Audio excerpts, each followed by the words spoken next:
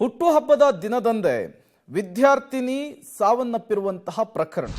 ಡಿವೈಡರ್ಗೆ car ಡಿಕ್ಕಿಯಾಗಿ ವಿದ್ಯಾರ್ಥಿನಿ ರಕ್ಷಿತಾ ಬಲಿ. ಬೆಂಗಳೂರಿನ ನಿಟ್ಟೆ ಕಾಲೇಜಿನ ವಿದ್ಯಾರ್ಥಿನಿ ಸಾವನ್ನಪ್ಪಿರುವಂತಹದ್ದು. ಚಿಕ್ಕಬಳ್ಳಾಪುರದ ಹೊನ್ನೇನಹಳ್ಳಿ ಗ್ರಾಮದ ವಿದ್ಯಾರ್ಥಿನಿ ಅನ್ನೋದು ಗೊತ್ತಾಗ್ತಾ ಇದೆ. ನಿನ್ನೆ ರಾತ್ರಿ ಕಾರಿನಲ್ಲಿ ಮನೆಗೆ ಬರ್ತಾ ಇದ್ದಂತಹ ಸಂದರ್ಭದಲ್ಲಿ ಈ ದುರ್ಘಟನೆ ನಡೆದಿದೆ. ನಾಗಾರ್ಜುನ ಕಾಲೇಜಿನ ಬಳಿ ಡಿವೈಡರ್ಗೆ ಕಾರು ಡಿಕ್ಕಿ ಹೊಡೆದು ವಿದ್ಯಾರ್ಥಿನಿ ಸಾವನ್ನಪ್ಪಿರುವಂತಹ ಘಟನೆ ನಡೆದಿದೆ. ಕಾರು ಚಾಲಕನಿಗೂ ಕೂಡ ಗಂಭೀರವಾಗಿ ಗಾಯವಾಗಿದೆ. ಆತನನ್ನು ಸ್ಥಳೀಯ ಆಸ್ಪತ್ರೆಗೆ ದಾಖಲಿಸಲಾಗಿದೆ. ಚಿಕ್ಕಬಳ್ಳಾಪುರ ತಾಲೂಕಿನ ನಂದಿ ಪೊಲೀಸ್ ಠಾಣೆಯಲ್ಲಿ ಪ್ರಕರಣ ದಾಖಲಾಗಿರುವಂಥದ್ದು. ನೀವು ಫೋಟೋವನ್ನು ಗಮನಿಸ್ತಾ ಇದ್ದೀರಿ. ಆಕ್ಸಿಡೆಂಟ್ನಲ್ಲಿ ಸಾವನ್ನಪ್ಪಿರುವಂತಹ ವಿದ್ಯಾರ್ಥಿನಿ ಈಕೆನೆ. ಹೆಸರು ರಕ್ಷಿತಾ ಅಂಥೇಳಿ. ಬೆಂಗಳೂರಿನಿಂದ ಮನೆಗೆ ಹೋಗ್ತಾ ಇದ್ರು. ಈ ಸಂದರ್ಭದಲ್ಲಿ ನಿಟ್ಟೆ ಕಾಲೇಜಿನ ವಿದ್ಯಾರ್ಥಿನಿ ಸಾವನ್ನಪ್ಪಿರುವಂಥದ್ದು. ಮತ್ತಷ್ಟು ಡೀಟೇಲ್ಸ್ ಅನ್ನು ಕೊಡ್ತಾರೆ ಮುದ್ದುಕೃಷ್ಣ. ದೂರವಾಣಿ ಸಂಪರ್ಕದಲ್ಲಿ ಜಾಯಿನ್ ಆಗಿದ್ದಾರೆ. ಮುದ್ದುಕೃಷ್ಣ, ಈ ಘಟನೆ ನಡೆದಿದ್ದು ಹೇಗೆ ಅಂತ?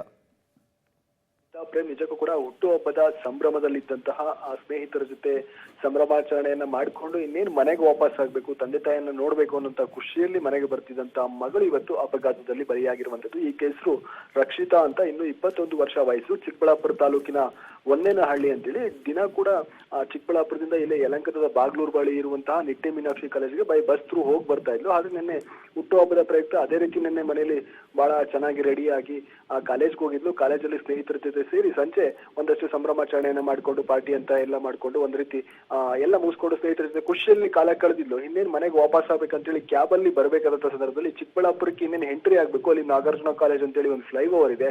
ಆ ಫ್ಲೈಓವರ್ ಬಳಿ ಕ್ಯಾಬ್ ನ ಚಾಲಕ ಏನಿದ್ರೆ ಅತಿ ವೇಗದಿಂದ ಬರ್ತಾ ಇದ್ದ ಸಂದರ್ಭದಲ್ಲಿ ಸೇತುವೆ ಮೇಲೆ ಇದ್ದಂತಹ ದೊಡ್ಡದಾದ ಒಂದು ಡಿವೈಡರ್ ತಡೆಗೋಡೆ ಇತ್ತು. ಆ ತಡೆಗೋಡೆಗೆ ಜೋರಾಗಿ ರಭಸವಾಗಿ ಹೊಡೆದಿರುವಂತದ್ದು. ಹಾಗಾಗಿ ಆ ಎಡಬದಿಯಲ್ಲಿ ಕೂತಿದಂತಹ ಈ ರಕ್ಷಿತಾ ಏನಿದ್ದಾಳೆ, ಆಕೆಗೆ ಬಲವಾದಂತಹ ಗಾಯಗಳಾಗಿತ್ತು. ಹಾಗಾಗಿ ಆಕೆಯನ್ನ ಕೂಡಲೇ ಚಿಕ್ಕಬಳ್ಳಾಪುರದ ಖಾಸಗಿ ಆಸ್ಪತ್ರೆಗೆ ದಾಖಲಿಸುವಂತ ಪ್ರಯತ್ನವನ್ನ ಮಾಡಲಾಗಿತ್ತು ಕೂಡ. ಆದ್ರೆ ಆಕೆ ತಡರಾತ್ರಿ ನಿಧನ ಹೊಂದಿದ್ದಾಳೆ. ಈಗ ಅವರ ಸ್ನೇಹಿತರು, ಕುಟುಂಬಸ್ಥರು, ಕಾಲೇಜಿನ ಸಹಪಾಠಿಗಳು ಎಲ್ಲರಲ್ಲೂ ಕೂಡ ಈಗ ಒಂದು ರೀತಿಯ ದುಃಖಭರಿತ ಸನ್ನಿವೇಶ. ಎಲ್ಲರೂ ಕೂಡ ಆಕ್ರಂದನ ಮುಗಿಲು ಮುಟ್ಟಿದೆ. ಒಂದು ರೀತಿ ಹುಟ್ಟುಹಬ್ಬದ ದಿನವೇ ನಿಜಕ್ಕೂ ಕೂಡ ಆಕೆ ಸಾವಿನ ಮನೆಯನ್ನ ಸೇರಿರುವಂತದ್ದು. ಎಲ್ಲ ಸ್ನೇಹಿತರು ಕೂಡ ಮಾತಾಡ್ಕೊಳ್ತಿರುವಾಗ ಎಲ್ಲರ ಕಣ್ಣಲ್ಲೂ ಒಂದು ರೀತಿ ಕಣ್ಣೀರು ಬರುವಂತಹ ಸನ್ನಿವೇಶ ನಿರ್ಮಾಣವಾಗಿರುವಂತದ್ದು. ಪ್ರೇಮ್, ಥ್ಯಾಂಕ್ ಯು ಮುದ್ದುಕೃಷ್ಣ, ತಮ್ಮೆಲ್ಲ ಮಾಹಿತಿಗಾಗಿ.